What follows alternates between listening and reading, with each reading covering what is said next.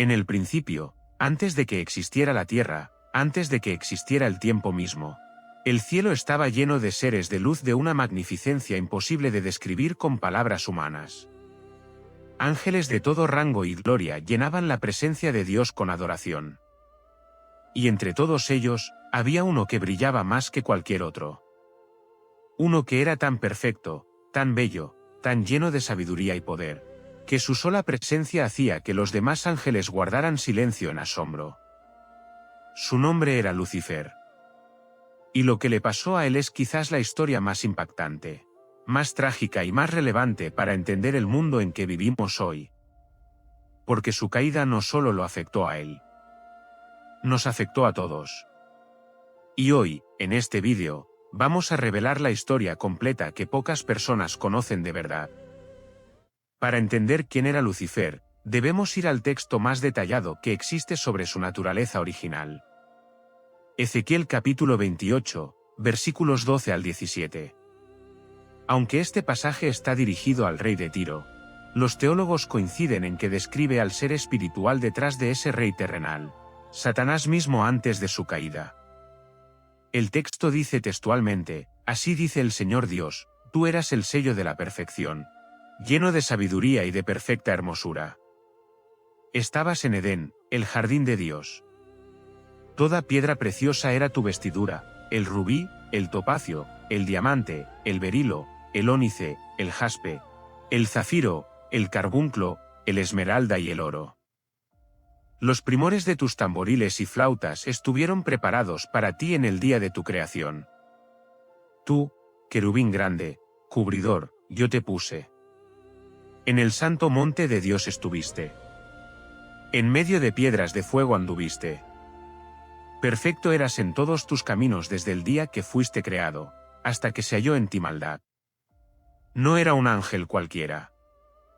Era el querubín cubridor, el ángel de más alto rango, el más cercano al trono de Dios. Era músico, era sabio, era hermoso, era poderoso. Era, en todos los sentidos, la obra maestra de la creación divina. Y era absolutamente consciente de ello. Isaías 14, versículos 12 al 15, nos da la otra pieza crucial del rompecabezas. Aquí se registran los pensamientos de Lucifer, los 5 decretos que pronunció en su corazón y que lo llevaron a la ruina. Dice el texto: ¿cómo caíste del cielo, oh Lucifer, hijo de la mañana? Cortado fuiste por tierra, tú que debilitabas a las naciones. Tú que decías en tu corazón: subiré al cielo. En lo alto, junto a las estrellas de Dios, levantaré mi trono. Y en el monte del testimonio me sentaré, a los lados del norte. Sobre las alturas de las nubes subiré, y seré semejante al Altísimo. 5 declaraciones. 5 decisiones que comenzaron dentro de su mente y su corazón.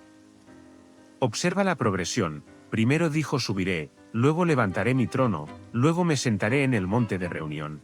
Luego subiré sobre las nubes, y finalmente la declaración más audaz de todas: seré semejante al Altísimo. No quería adorar a Dios. Quería ser Dios. El ser más perfecto que jamás había existido decidió que la perfección no era suficiente. Quería más.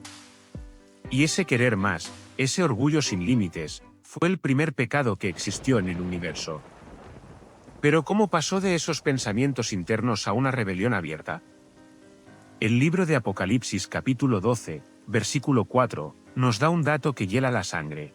Y su cola arrastraba la tercera parte de las estrellas del cielo. Los estudiosos bíblicos interpretan las estrellas como ángeles. Lo que esto significa es que Lucifer, antes de ser expulsado del cielo, logró convencer a 1/3 de todos los ángeles del cielo para que se rebelaran con él. Piénsalo. Seres que habían estado en la presencia directa de Dios, que lo habían visto cara a cara, que habían experimentado su gloria, que conocían su poder y su amor de primera mano, decidieron seguir a Lucifer. ¿Qué les dijo? ¿Qué argumento pudo ser tan convincente que lograra hacer dudar a seres celestiales? El libro de Enoc nos da algunas pistas. Lucifer era el maestro de la persuasión, el ser más elocuente y carismático de toda la creación. Tenía un don especial para torcer la verdad de formas sutiles, para hacer que lo malo pareciera razonable, para sembrar dudas donde no debería haberlas. Eso mismo que usaría después en el jardín del Edén, lo había practicado primero en el cielo. Y entonces llegó el momento de la confrontación. El momento en que Dios declaró la sentencia. Apocalipsis 12, versículos 7 al 9, y hubo guerra en el cielo. Miguel y sus ángeles luchaban contra el dragón. Y luchaba el dragón y sus ángeles, pero no prevalecieron. Ni se halló ya lugar para ellos en el cielo. Y fue lanzado fuera el gran dragón, la serpiente antigua, que se llama Diablo y Satanás, el cual engaña al mundo entero. Fue arrojado a la tierra, y sus ángeles fueron arrojados con él. Una guerra en el cielo. Un choque de fuerzas sobrenaturales de una escala que la mente humana no puede realmente comprender. Miguel, el príncipe de los ejércitos celestiales, liderando a los ángeles fieles contra Lucifer y su tercio rebelde. Y Lucifer perdió.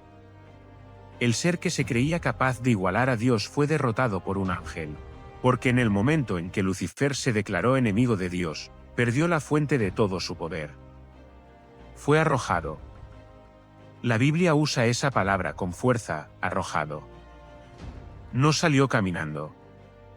No se fue dignamente. Fue expulsado con violencia del lugar que había sido su hogar desde siempre. Jesús mismo hizo referencia a este momento con una frase que ha quedado grabada en la historia. En Lucas capítulo 10, versículo 18, Jesús dijo: «Yo veía a Satanás caer del cielo como un rayo». Como un rayo. No gradual. No lento. Instantáneo, fulminante, devastador. El ser que había sido el hijo de la mañana, la estrella más brillante del amanecer celestial, caía ahora hacia la tierra como un meteoro de oscuridad. Y en esa caída no perdió su inteligencia. No perdió su poder. No perdió su ambición. Pero perdió algo mucho más importante, perdió su posición, perdió su acceso directo a Dios, y perdió, para siempre, la posibilidad de regresar a lo que había sido. Y esa pérdida lo transformó en algo completamente diferente. Lo transformó en lo que hoy conocemos como el diablo. El nombre Lucifer, que significa portador de luz o hijo de la mañana, fue reemplazado por otros nombres que reflejan lo que se convirtió. Satán, que en hebreo significa el adversario, el acusador. Diablo, que en griego significa el calumniador. Serpiente antigua. El príncipe de las tinieblas. El Dios de este siglo. Cada nombre una descripción de su naturaleza caída. Pero la historia no termina con la caída. Termina, o más bien continúa, en el jardín del Edén. Porque una vez arrojado a la tierra, Lucifer no se sentó a lamentarse. Hizo lo que siempre hace, elaboró un plan.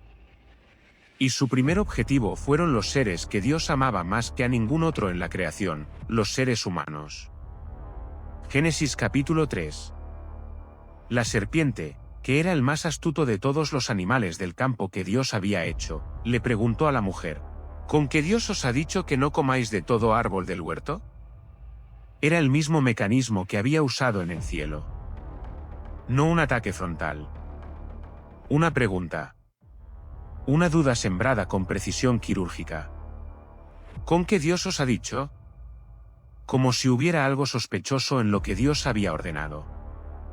Como si Dios estuviera ocultando algo.